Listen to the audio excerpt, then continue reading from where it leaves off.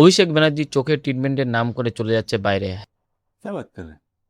হ্যাঁ বন্ধুরা, ঠিকই শুনেছেন। পুরো ঘটনাটা খুলে বলছি। আগে চ্যানেলে যদি নতুন থাকেন চ্যানেলটিকে সাবস্ক্রাইব আর পেজটাকে ফলো করে দাও। মাসখানেক আগে অভিষেক ব্যানার্জি সুপ্রিম কোর্টের কাছে পারমিশন চেয়েছিল যে বাইরে যাবে চোখ অপারেশন করতে, কিন্তু সুপ্রিম কোর্ট তাকে পারমিশন দেয়নি।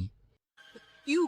क्या हुई? এখন দিয়ে দিয়েছে সুপ্রিম কোর্ট পারমিশন তাকে বাইরে যাওয়ার জন্য। দেখুন এই ভিডিওটা।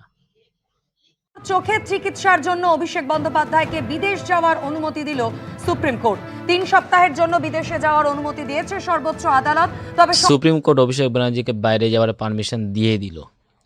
এবার উনি যদি বাইরে চলে যায়, যেহেতু ওনার বাড়ির গিন্নি, ওনার বাচ্চা কাচ্চা সবাই বাইরেই আছে, তা আমার তো মনে হয় ও যে বাইরে যাচ্ছে, বাইরে গিয়ে যদি আর ইন্ডিয়াতে না ফেরে পালিয়ে যদি যায়, তখন কি হয় বলুন তো? আমার তো মনে মনে এই সন্দেহটা হচ্ছে।